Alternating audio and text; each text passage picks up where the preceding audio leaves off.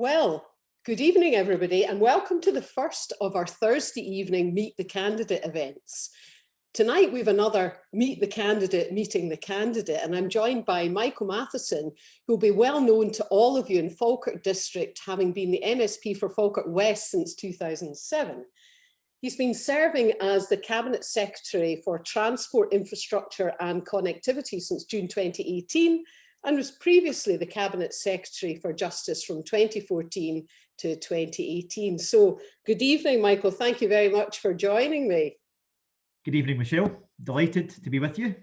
Yeah, we've been chatting away before the programme starts, and I think we're going to be able to cover so much tonight because you've just got a fascinating background, and obviously many of the people tuning in this evening will know you already quite well, but I think for people who haven't come across you before and just know you as a name, if you like, it'd be useful for them to know what your kind of early life story was. Where have you come from and what kind of fostered your drive for change in government and for independence, of course? Oh, wow, that's a big area to go into. I think the first thing I would say is that in my background, I don't come from a party political family. So neither my mum or my dad were active politically in a party, but they were always very politically aware.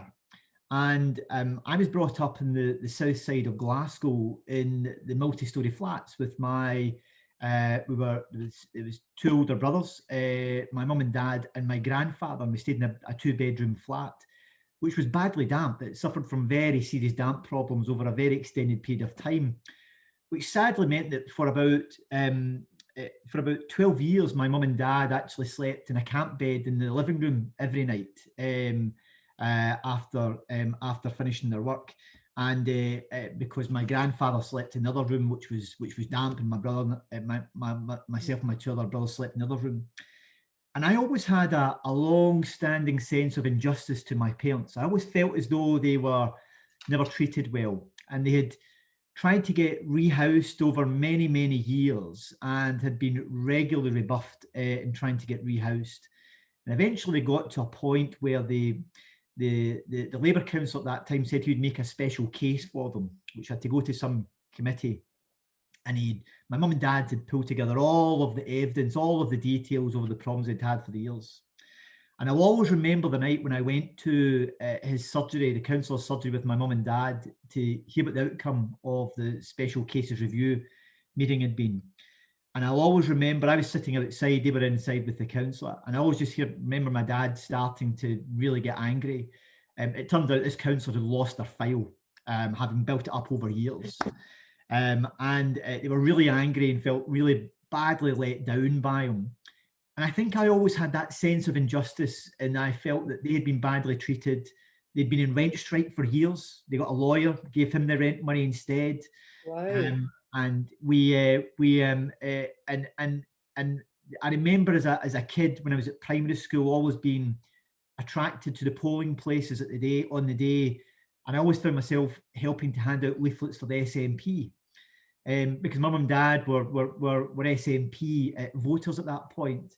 And I think just that combination of having an interest in politics myself, and also that deep sense of personal injustice to my mum and dad over an extended period of time, played a big part in my political journey, and what has driven me as a politician in helping to try and tackle issues such as inequality and trying to ensure that we create a country in Scotland where nobody has to live in a damp house, and that we treat people with dignity and respect. And I think that's probably the driving factor that started my political awakening, and also my interest in what led me to get involved in politics in the first place, to try and make things better for people in a way that I felt it didn't work for me or my family at a young age. And I suppose, of course, I'm assuming at that point in the 70s, it was a Labour councillor. And of course, you know, so much of Scotland at that point was Labour controlled. And I remember when the SNP first went into government, how strongly it was emphasised about delivery for people, that never be complacent, always go the extra mile for people. And that's something that I've heard coming through consistently from every person I've been talking to in these series of events about, you know, Mike Russell, I think, was commenting on it when I spoke to him at my adoption night about make sure you deliver, never be complacent, don't take your position for granted. So I'm assuming it was Labour at that point, was it? It was very much Labour. You know, I stayed in the other part to this is that I stayed in a part of the south side of Glasgow, which had a very strong Irish community, and it was very strong Labour, Irish Catholic community that I was brought up in, and my mother's side were the Irish connection, and it was the other bit was that I had many friends at school who would tell me every summer they were going over to Donegal or they were going over to the Republic of Ireland for their holidays and how fantastic Ireland was.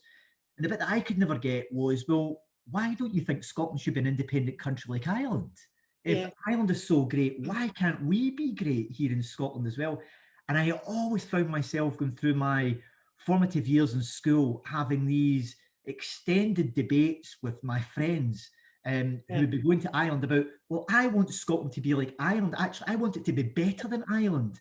I want to have control over these things myself. So, yeah, so it was Labour, Irish Catholic community, but also it was part informed by just my personal experience of the families and friends that I had who had very close links to Ireland. And I just couldn't quite square off why they would want Scotland to be independent. I know what you're saying. I mean, I had a similar thing. I mean, I was very involved in politics when I was at school, and of course, you know, I grew up outside Glasgow as well, and football and therefore religious divide is a common facet. Less so nowadays, but it's still there in many pockets of our communities.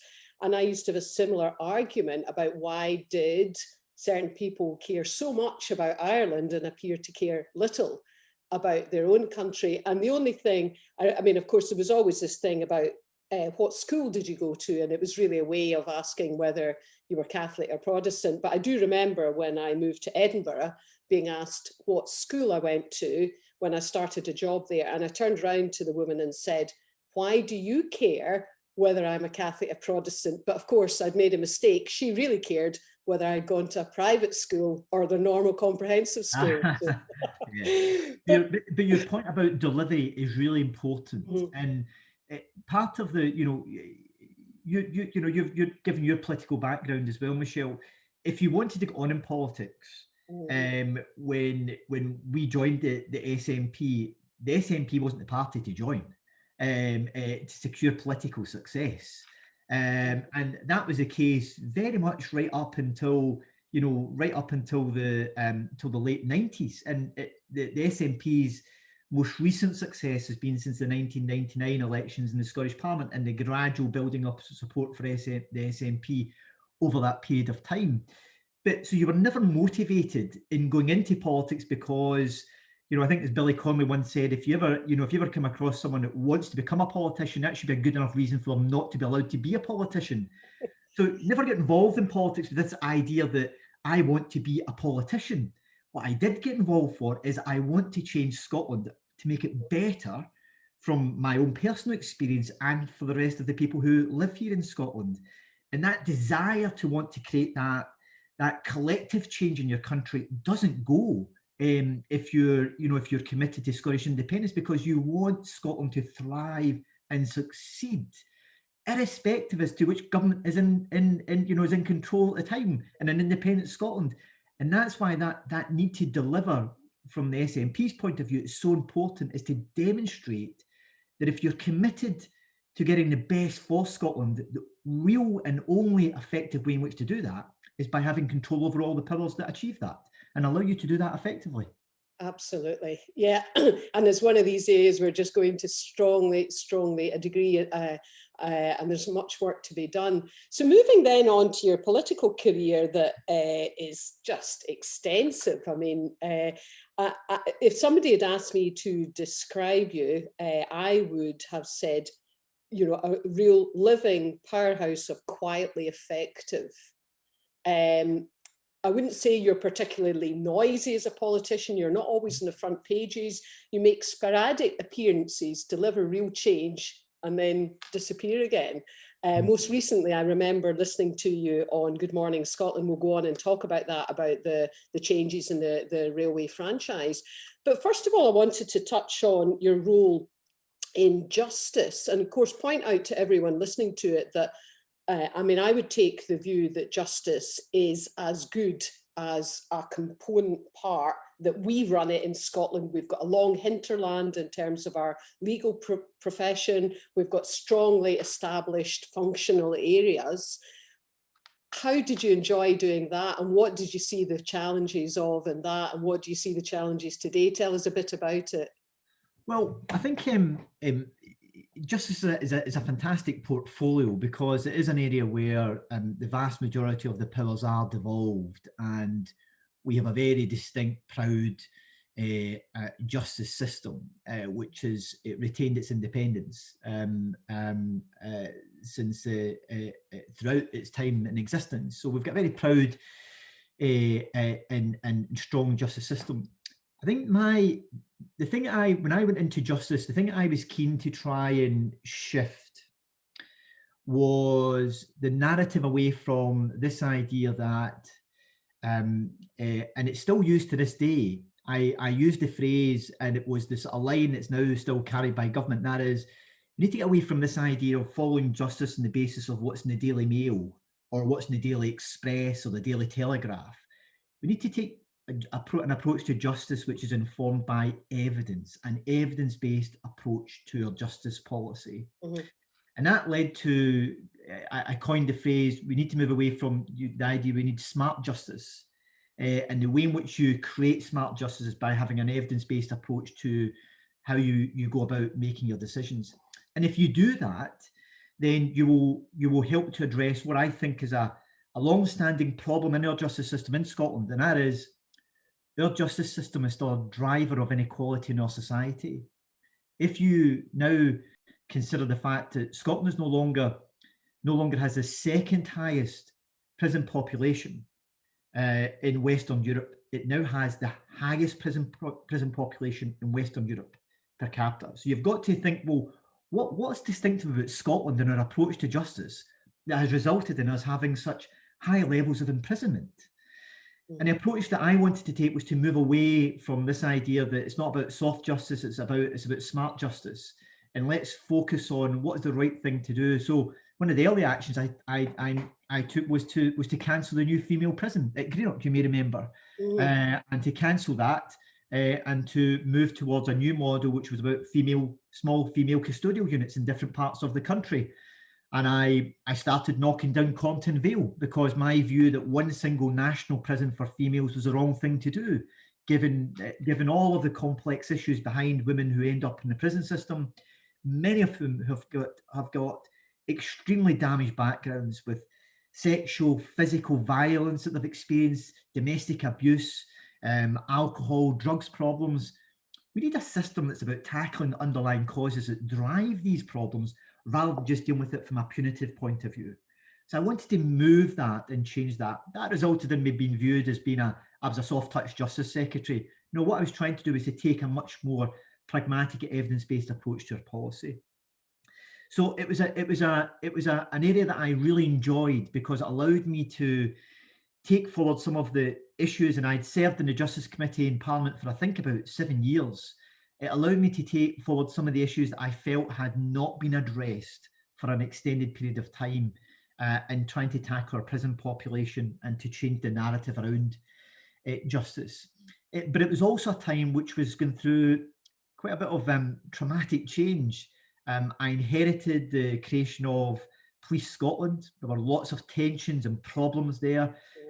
When you'll be very well aware from your own background, Michelle, when you have change in a scale that involves such a number of organisations coming together to create one national organisation, and all of the different competing interests and priorities within those organisations, it can create real tensions and real challenges. And the leadership that's necessary in driving forward an organisation like that can be really difficult to get and to achieve early on. So that was an area where there was a lot of challenge and a lot of difficulty, but that's settled down now, and it's now operationally operating very well. So it was a time, I would say, in two parts, trying to settle things down the Police Scotland side, given inheriting a big change programme, while at the other side, trying to change our approach to justice in Scotland to be much more evidence-based and to be much more progressive in recognising that we don't get caught up in the false dichotomy of tough and soft justice, but we take an evidence-based approach to our justice programme. And if we do that, we can tackle some of the very significant underlying issues that result in people ending up in our justice system, and also the inequality that they can drive in our society as well. I know, and it's interesting looking at the early beginnings. I remember reading Helena Kennedy's article recently in Holyrood magazine, where she was reflecting on her own journey as a lawyer and a QC, and making a comment about the development of justice systems that women didn't have a seat at the table. And of course, they are historically revenge-based. You give up your right to kind of take revenge to the state who takes some action on your behalf. And trying to move away from that, if we look at the examples in Scandinavia, because if your objective outcome is change in society, that puts a completely different slant on carrying out revenge. And the other thing that I noted what you were saying there about Police Scotland, before coming back into politics, I've been working with Roger Mullen, who is a former MP, doing various kind of research and consultancy pieces. And one of the combined areas of interest for us is culture in organisations. And he always made the very effective point that when organisations merge, they look at the legal due diligence, the financial due diligence, and so on. But very few organisations look at the potential clash of cultures when they merge. And then, of course, that's where the fallout comes in. And that should be treated as equally as important as all the other facets. No, it sounds absolutely fascinating. It's an area that's of huge interest to me as well. It's very complex, and I suppose dealing with lawyers as well, who seem to me to be a breed. Yeah. I think there's, you know, I remember people saying to me, you know, well, why are you the Justice Secretary? You're not a lawyer. And I suppose, well, you know, do you need a doctor to run the health service? You know, it's not about, you know, there are some who would say you should never have a doctor running the health service, and you shouldn't have a lawyer running your justice system, because they've got clear interests, given their own backgrounds. I think a point around culture is really important. I remember it was Jim Wallace was the Deputy First Minister, and he was the Justice Secretary in the first two sessions of the Scottish Parliament. And I think it was in the second session of the Scottish Parliament, he was taking through the Freedom of Information Bill in Parliament. And I was on the Justice Committee at the time, and I was giving him quite a hard time on the bill in committee by trying to amend it in a number of different areas which he wasn't happy with at all, or wasn't keen on. And I remember saying to him in the course of the debate is that it's very easy to put legislation in place that's meant to deliver this type of change. What will be the biggest challenge here will be the cultural challenge. The cultural challenge in organisations to be much more open and transparent about how they go about doing things. And that's equally the same when you bring organisations together or you try to take them in a different direction. It's the cultural change. It's very easy to set the policy in some ways. It's very easy to set the legislation in which they should operate. But it's actually the culture that can very often be the inhibitor in actually creating the type of change that you're looking for. So you can set out with all of the best of intentions here. You can have the best legislation you like, the best policy framework you like. But if you don't have the right culture within the organisation, then you probably won't achieve the outcome that you're looking for. And in my view, that very often can prove to be the biggest challenge in creating change that makes a real difference than actually just passing a piece of legislation or creating a new policy. So I would agree 100% with Roger on that. I think cultural changes is very often the most challenging aspect of any serious or significant change you're taking forward in an organisation. And I suppose I saw that being touched on. I don't know what the latest status is, but I know that I'm quite well across the work that Esther Robertson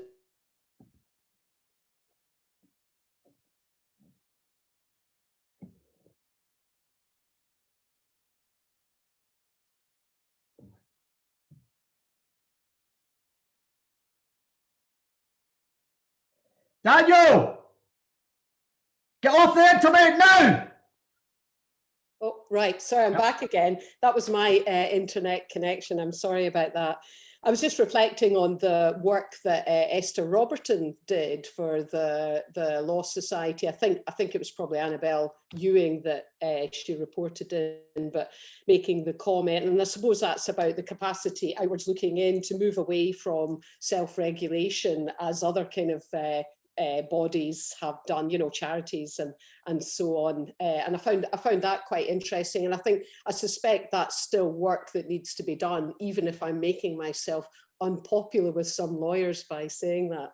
I think you're right. I think I don't know if it's my internet. I've just been asking my son to get off his PlayStation to make sure that it's not me that's losing it. So he's away through the other side of the house. Hopefully he's heard me. But I think you're right. I think one of the things that's really important, though, Michelle, is that is in identifying the change that we want to create, is having the right people that can deliver upon it. I think one of the challenges that we can often have is that if you don't bring in the right individuals to deliver that change, you can struggle to achieve the outcomes. And I think I'm a great believer in, you know, playing people to their strengths. So when you are starting to try and create change, whether it be in our justice system, whether it be in our health service or education system, what's really important, I think, is to have the right type of individuals who can offer the leadership that's necessary to deliver that. And I think at times, we can be a bit hesitant in making those decisions because it involves taking people out and putting other people in, etc. But the skills that are necessary to create change in an organisation are very, very significant, and not everyone is able to do that. And I think some of the changes that we have tried to deliver in some parts of public policy that haven't been as successful, I think, have been as a result of not having the right people in the right place to deliver that change. Yeah, and it's quite a challenge. We were chatting before we came on about my background, and one of the things I did was deliver so-called transformational changes in large organisations. And it's an easy phrase to say and incredibly difficult to accomplish for a whole variety of reasons. But one of my other reflections on it is that it takes longer, inevitably, than people imagine it does to affect change. And both government and organisations are affected by the need to be seen to be doing and to deliver quickly, when actually to do the job properly inevitably takes longer, by which point either the executive in business terms have moved on to something else, or the political cycle has changed. But that's certainly my experience. That's a really good point, Michelle. And I've been there as a minister on a number of occasions where the political narrative has overtaken what was probably the most effective way in which to deliver the change. So you may say, look, let's take a bit more time. And I often say this to officials, I would prefer, I like to get my ducks in a row. So when you were saying earlier on, I dip away and then I come back. I like to work things through and then come back and do something, and then going on to do whatever else next is that I'm working on. So I like to know the end game before I start, if you see what I'm saying. So I think the challenge at times as a government minister is trying to balance the need to maintain the political aspect of it and the political narrative and the political time scale that's set around it, and to balance that with the need to get the policy right, and, as I say, to line up your ducks and to manage it in a way that delivers it effectively rather than in a piecemeal fashion.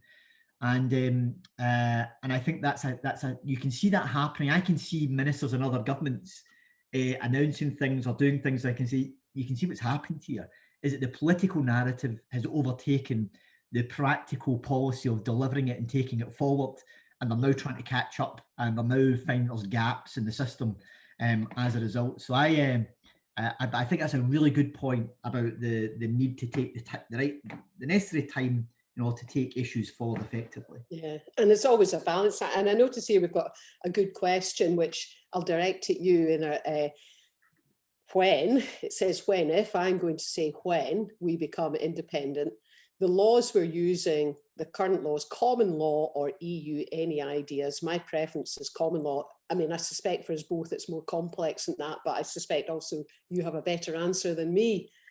Yeah, well, you know, Scottish common law will continue as it stands just now. Obviously, our common law has been amended and impacted by rulings from the European Court of Justice, because we've incorporated many provisions within the European rulings from European courts into our domestic legal system. And we get benefits from that. We've incorporated the European Convention on Human Rights into our justice system, so we've had to amend our laws in order to reflect that, and our courts hand down judgments that are reflective of that.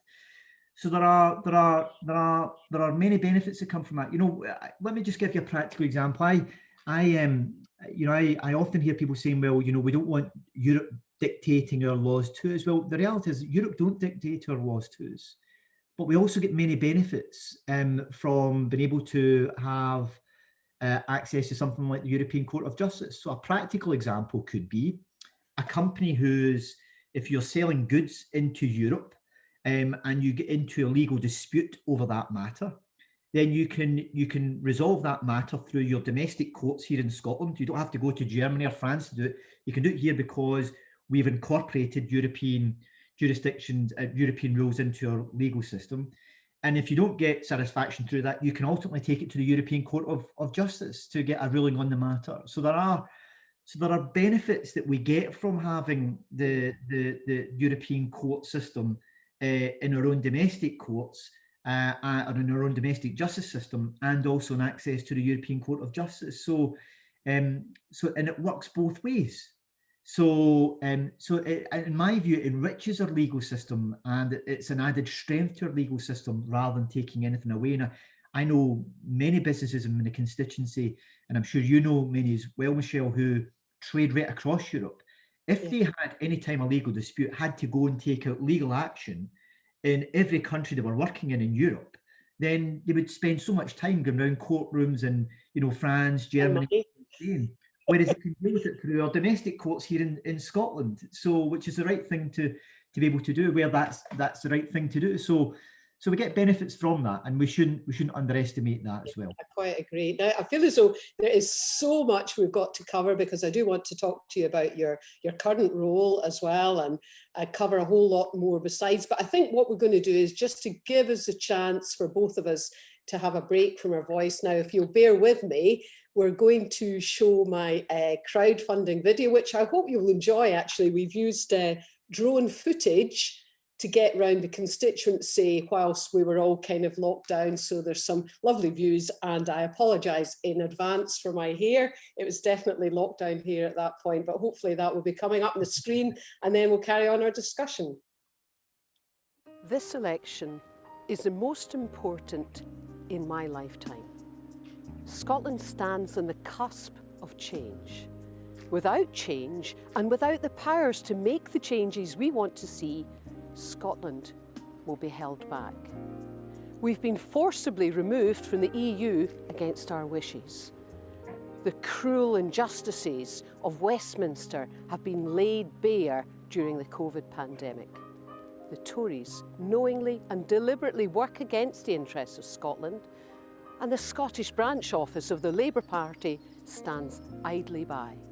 So this election is about choices, Scotland's choices. We need to choose the people we send to Holyrood, and they need to choose what to do when they get there. We need people who can deliver on Scotland's choices. We need people who can stand up and be counted. And we need people who will focus relentlessly on the North Star of self-determination. I need your help. I need your help to reach as many people as possible in Falkirk East and encourage them to vote SNP.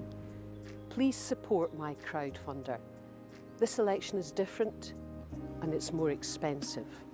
We need to use targeted social media and we need to deliver our leaflets via the Royal Mail. Please help. No amount is too small.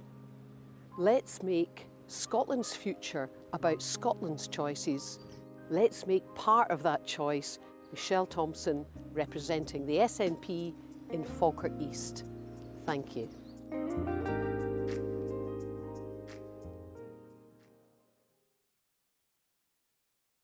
Right. Well, there you go. Hope you enjoyed the views. Now, there's another couple of areas I think we really need to cover off. One is your current role, as I said, but also talking about Falkirk as well, given that, you know, fingers crossed that if I'm successful, I could be the MSP for Falkirk East, and I've every confidence you will be successful and once more be the MSP for Falkirk West.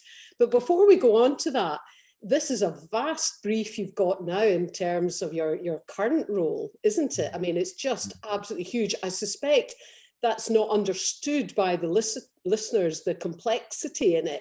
They will understand recently about the removal of the franchise of Abellio, but I'd definitely like your thoughts on that and some of the challenges around the National Infrastructure Plan and how we can link to zero carbon emissions, the burning issue of the day, really. You're right, yeah. It was a new portfolio that was created by the First Minister. It brings together a whole range of different areas, so from all aspects of transport, infrastructure. Very often people think it's about transport infrastructure. No, it's from housing, schools, hospitals, roads, all of that infrastructure planning. And connectivity is everything to do with their. What I often say to people is it's the infrastructure of the future, if you like. It's your broadband, it's your telecommunications, digital connectivity. All of these things are the soft infrastructure that's so important now and will be even more important in the future.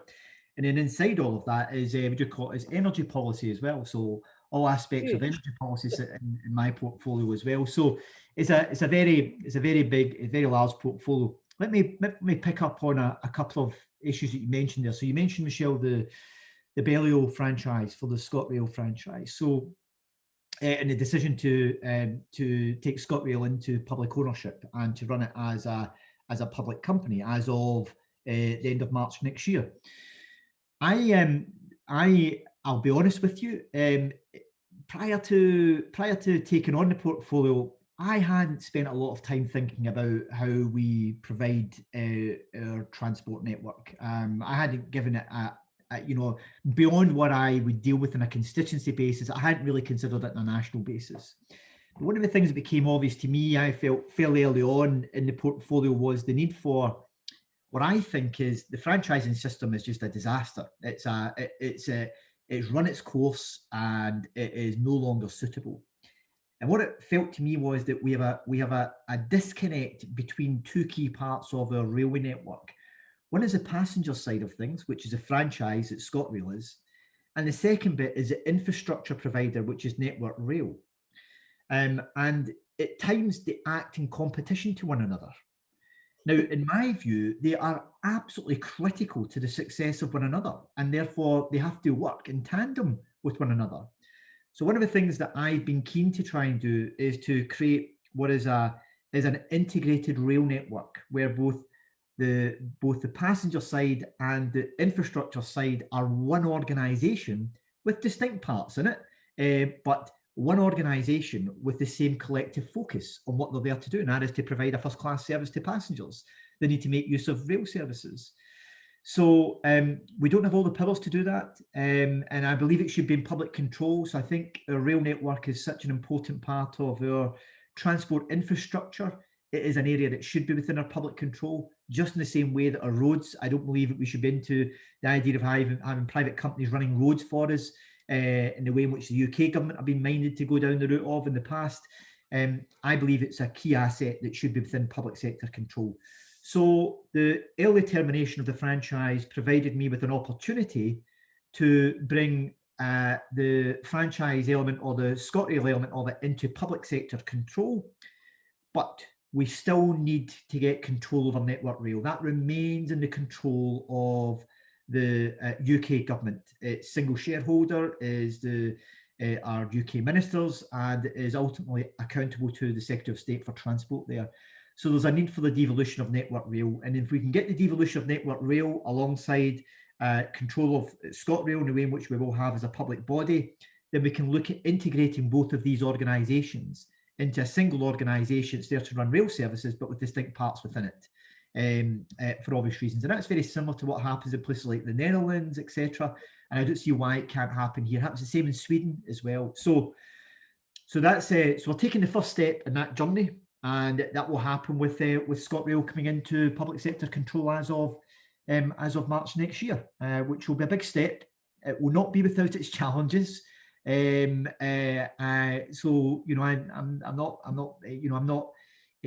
not kidding myself on and recognising that, but whether it'll be me who'll be responsible for it at that point, or there'll be an armed minister, I don't know. But it's I think a good opportunity now to demonstrate how we can do things within the public sector effectively, while at the same time continue to press the UK government until we're independent to have control over our infrastructure on the rail side as well. Yeah, and you're making an important point. I mean, when you're going around your kind of daily, or going along with your daily business, you can almost forget why we are where we are, and the kind of madness of privatising everything, so beloved of Margaret Thatcher's, affected us in a number of areas. And as part of my kind of background stuff, beyond the standard political campaigning, I've been getting to know my way around all of the constituency, and I was looking into the port and the ownership of Grangemouth in particular. And when you start to look at the financing of that, basically it's sold to various kind of conglomerates of companies. They pay a very high premium because the cash flow coming out of the port, because it's a national asset, they can sit pretty on that. They leverage debt against that because they've got the cash flow, and then they sell it. And that means that it's got very limited proper scale of investment in it, and it's not transparent, it's offshore, we can't really look at the accounts. That cannot be a desirable state of what is a national asset in terms of our ports. And that was privatised by Margaret Thatcher in 1991. And I kind of feel as though every so often I remind myself, this is ridiculous. We shouldn't possibly. There are very few other countries in the world who have a private model for their ports. It simply is not done because it's recognised as a national asset. Now, I've got somebody, oh, right, here we go. Somebody called Mark Tunnicliffe, who says, as you mentioned, broadband is vital, especially in current times. Why has the SNP failed to deliver its promises on delivering this? And what are the SNP's plans to get this delivered as soon as possible? There, I've thrown that one over to you, Michael. Well, look, that's it. Thanks for your question, Mark. And I think the first thing I would say to you is that we've got two programs on digital superfast broadband. The DSSB program, which was a £400 million program in helping to roll out broadband across Scotland. That just came to an end the end of last year, and it actually exceeded its expectations. So it delivered more than it was originally intended to deliver, and it provided much greater connectivity than was originally planned for. And we're now into what's called the Reach 100 programme, which is to take digital superfast broadband by fibre out to about 99% of all premises in Scotland. Now, the areas that it largely will target are, by and large, many of our rural areas. And keep in mind, many of our rural areas, particularly in the West Highlands, are some of the most remote parts of Europe. So it will be a challenge in terms of getting the cables there. So in itself, just because of the geography and the challenges that go with that. But we've now got all of the Reach 100 programme in place. It's now starting to be delivered. The survey work for about 15 digital cables to be laid to our island communities is already taking place. So it's moving at pace, and that's a £600 million programme, which will be delivered by around 2024. And you asked me why have we failed? We haven't actually. We've, as I say, in the DSSB programme, we exceeded expectation.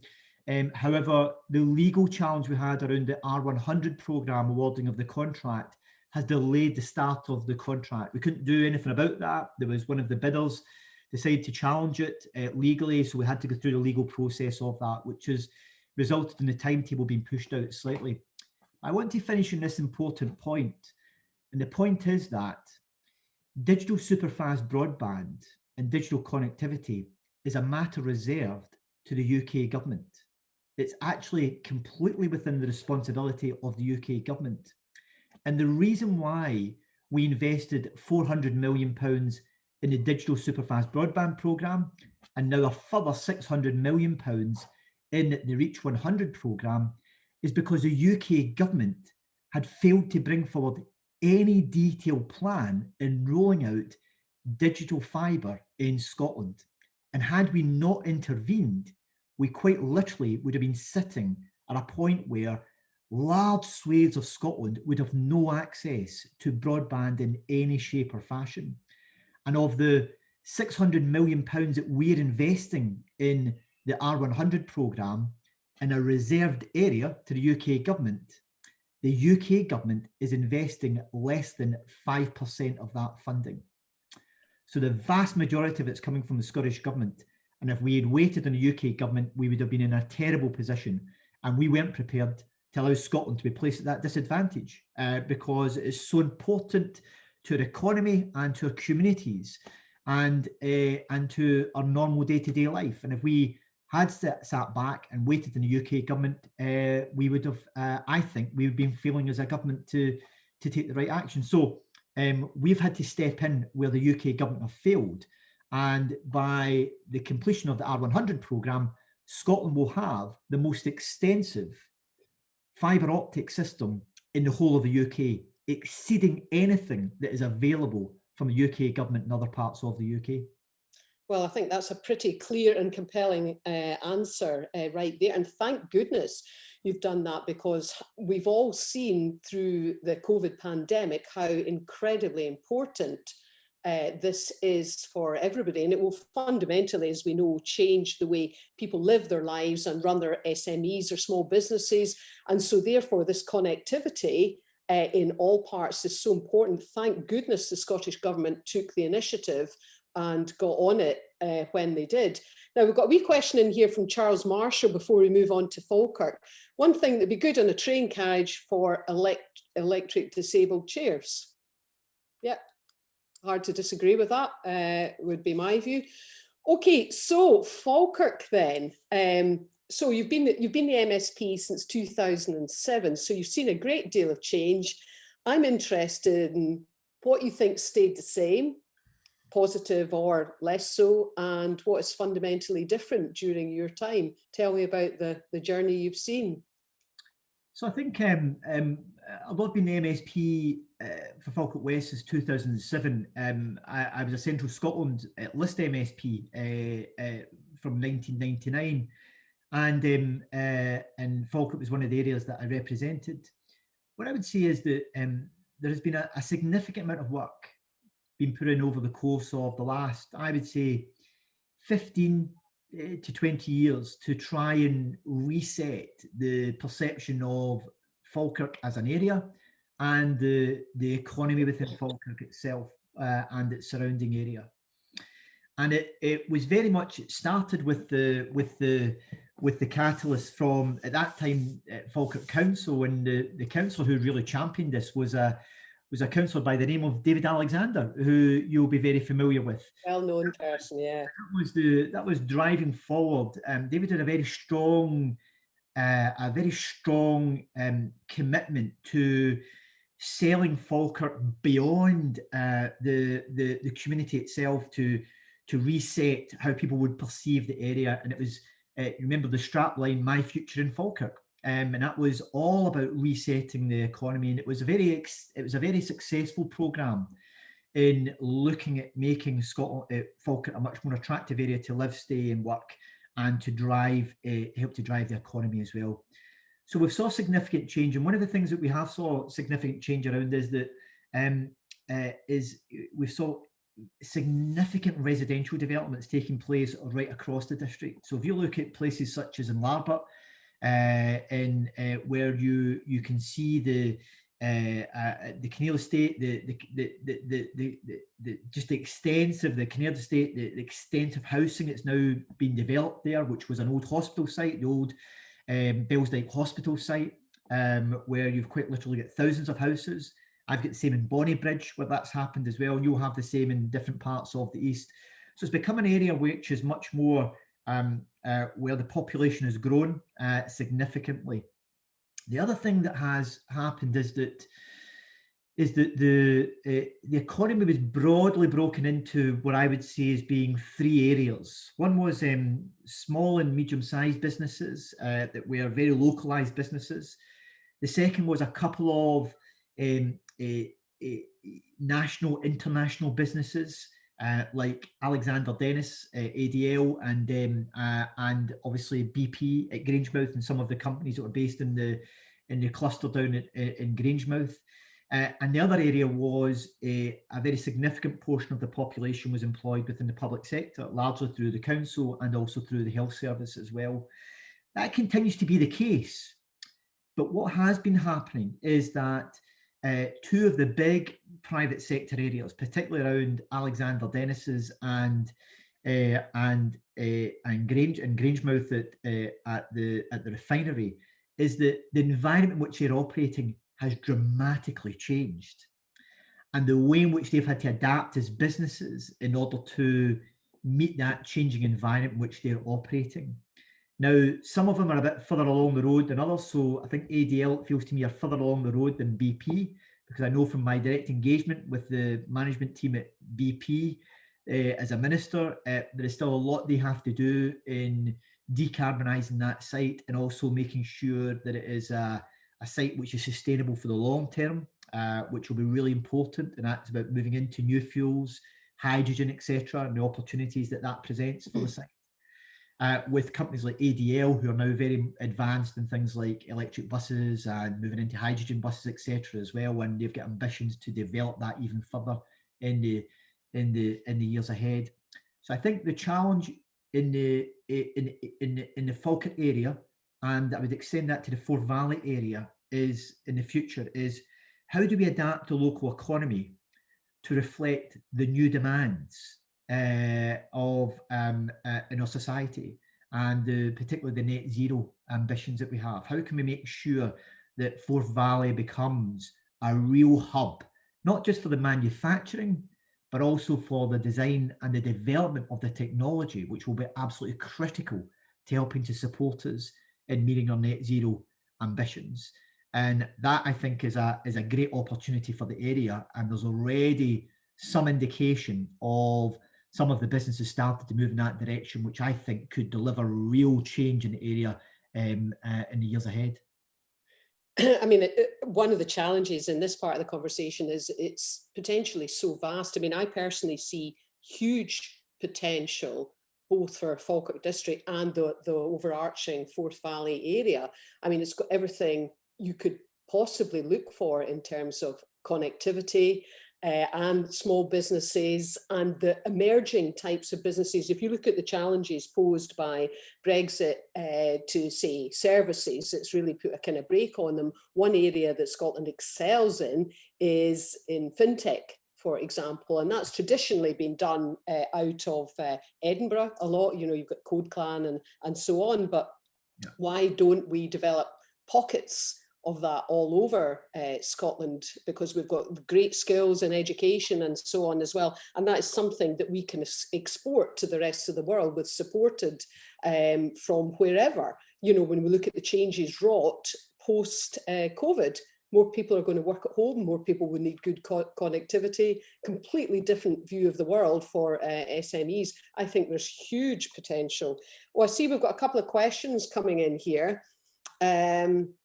Both of them around Grangemouth. One is about the train station in Grangemouth that you'll be well aware of, and what are the current plans for delivery. And we've also got one here about prioritising electric buses for Grangemouth and the initiative for people to use them. What's your reflections on those both? So just before I deal with the questions, I think your point there, Michelle, is really important. And I think one of the things that about the future and the future for SMEs, I think one of the real challenges here in moving towards net zero technology and the fuels that will drive net zero technology, Falkirk is absolutely ideally placed to capitalise on that whole development of technology.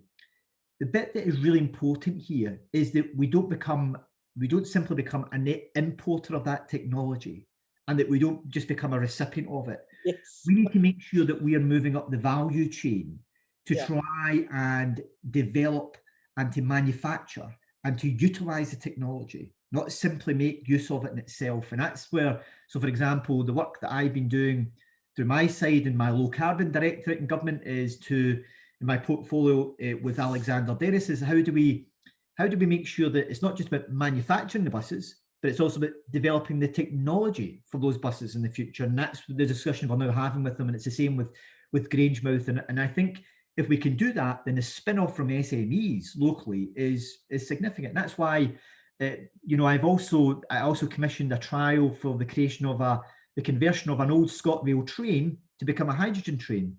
And the company that are carrying it out for us, Arcola, who are an English-based company, but the work's been carried out in Bo'ness at the Heritage Railway site there. So they're carrying out there to try and help to stimulate interest and to draw companies into the areas who might be interested in it. But look, dealing with the questions in terms of the train station at Grangemouth. So the process for a station being deployed somewhere in the country isn't taken by government. What happens is that there's a process that has to be gone through what's called a stag appraisal, a transport appraisal process that's taken forward very often by the local council or through the local transport partnership, collectively working together to assess what's needed in an area for transport infrastructure, and then to identify what the right interventions are, and then to bring forward a proposal for the provision of a train station, say, for example, somewhere like Grangemouth. It'd be the exact same in my side in Bonnybridge as well. So the decision on doing that is a matter that the process for taking that forward is a matter that is led at a council level and through the Regional Transport Authority side. And then ultimately, once they've agreed that's what they want to do and that's what they want to achieve, they can then bring it forward as a proposal as a train station to be introduced into the national planning arrangements for the rail side. So it's not at that stage.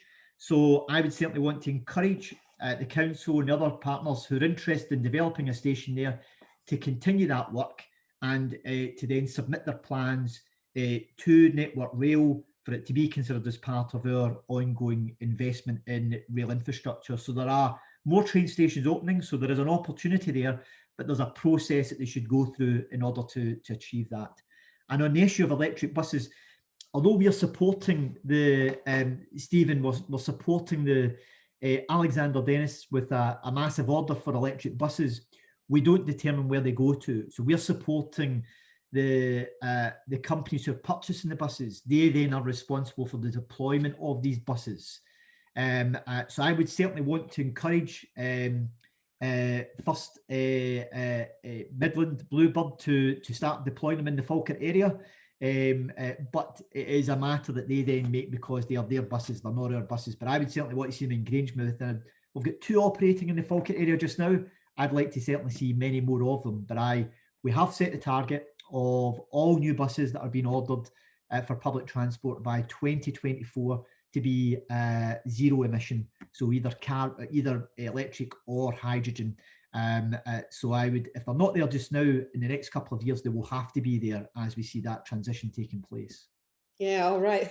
I mean, again, I feel as though we could cover this area for ages. Just going back to a little point you made about being up the value chain, I so strongly agree. And the other area bringing in is skills, making sure we're positioned in skills development in the right place to enable that to happen. And like you, I get frustrated when claims are made about we're producing, where often it's simply assembling, not producing. We want to be right up at the top of the value chain, given our exemplary universities and our colleges, of course, Forth Valley College being an excellent case in point.